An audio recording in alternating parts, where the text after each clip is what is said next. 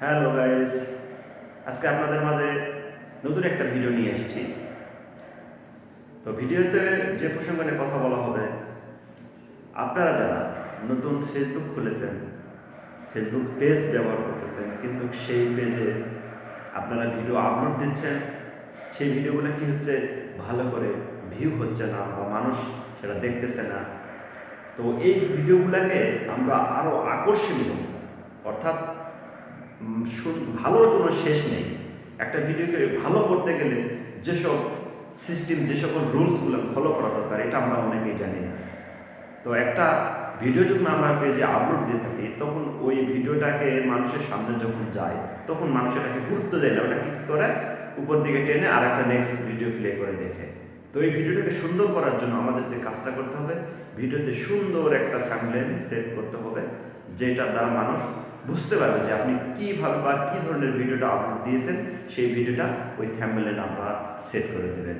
আর একটা থাম্বনেল কিন্তু ভিডিওর জন্য খুবই গুরুত্বপূর্ণ, যেটা আপনারা বিভিন্ন ভিডিও দেখে থাকবেন যে ভিডিও শুরুতেই এরকম সুন্দর করে একটা থাম্বনেল সেট করা আছে, সেখানে লেখা রয়েছে যে আসলে ভিডিওটা কী রিলেটেড ভিডিও করা হয়েছে, কী ধরনের বা কোন ভিডিওটা কী ধরনের কথাবার্তা বলা হয়েছে, ভিডিওর শুরুতেই কিন্তু ওই থাম্বনেলে সেট করা থাকে। তো সুতরাং একটা ফেসবুক পেজে আপনারা প্রথমে যে ভিডিওটা আপলোড দেবেন, সেই ভিডিওটা কিন্তু আপনাদের থাম্বনেল সেট করা খুবই জরুরি এবং খুবই গুরুত্বপূর্ণ। তো আসুন বন্ধুরা, এখন আপনাদের ফেসবুক পেজের যে ভিডিও আপলোড দেয়, সেই পেজে থাম্বনেল কীভাবে সেট করতে হয়, কীভাবে একটা ভালো সুন্দর থাম্বনেল সেট করতে হয়, সেটা এখন আপনাদের আমরা দেখাবো। সুতরাং এখন আমরা আমাদের মোবাইলের স্ক্রিনে চলে যাচ্ছি এবং ভিডিওটা না টেনে সম্পূর্ণ ভিডিওটা দেখুন, তাহলে আপনারা বুঝতে পারবেন যে একটা ভিডিওতে কীভাবে থাম্বনেল সেট করতে হয় এবং থাম্বনেল সেট করার সাথে সাথে ভিডিওটা কত সুন্দর এবং মানুষের সাথে কত আকর্ষিত হয়, সেটা আপনারা বুঝতে পারবেন। তো চলুন আমরা এখন আমাদের মোবাইলের স্ক্রিনে চলে। তো বন্ধুরা, এখন আমরা আমাদের ফোনের স্ক্রিন দেখতে পাচ্ছি। তো এখন আমরা আমাদের ফেসবুক পেজে চলে যাব।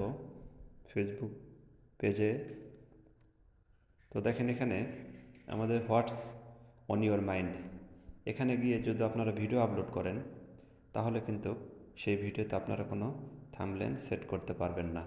দেখেন, যখন এই যে আমি ভিডিওটা যদি আপলোড করতে চাই, তাহলে সেক্ষেত্রে এখানে থাম্বনেল সেট করার কোনো উপায় বা কোনো অপশন আমাদের মাঝে আসেনি।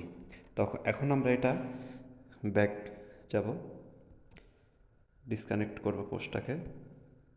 করার পরে আমরা এখন কি করব, তো আমরা এখন একটা ভিডিও আপলোড করার জন্য এখানে যে প্লাস আইকন রয়েছে, এই প্লাস আইকনে ক্লিক করব। তো এখন দেখেন এখানে কতগুলো অপশন আসছে: post, story, reels, live, upload video, note. তো আমরা যেহেতু ভিডিও আপলোড করব, সেক্ষেত্রে ভিডিও আপলোড এখানে আমরা ক্লিক করব। তো ক্লিক করার পরে আমরা এখানে যে ভিডিওটা আপলোড করব, সেই ভিডিওটা এখানে আমাদের চলে আসছে।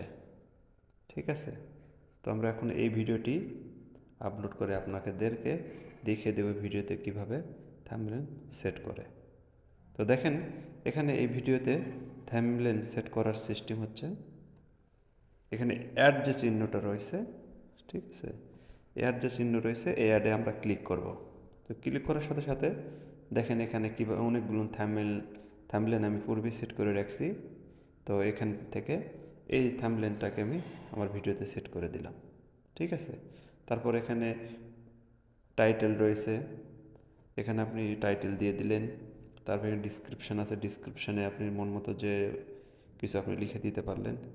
দেওয়ার পরে ঠিক আছে, যেমন দিলেন আপনি ইচ্ছা মতো টাইটেল দিলেন, ডিসক্রিপশান আপনি যেটা মন চাইলেন দিলেন। ঠিক আছে, তো দেওয়ার পরে আপনি এখানে এখানে যে পাবলিশিং নামক যে অপশন রয়েছে, এখানে আপনারা যখন ক্লিক করে দিবেন, তখন আপনার এই ভিডিওটা তখন সহজে ফেসবুকে আপলোড হয়ে যাবে এবং এই থাম্বনেলটা তখন আপনাদের ভিডিও যখন কেউ প্লে করবে, তখন এই থাম্বনেলটা সহজে তারা দেখতে পাবে এবং বুঝতে পারবে যে আপনারা কী ধরনের ভিডিওটা তৈরি করেছেন এবং কী জন্য ভিডিওটা তৈরি করছেন। তো বন্ধুরা, ভিডিওটা যদি ভালো লাগে থাকে তার লাইক, কমেন্ট, শেয়ার করবেন।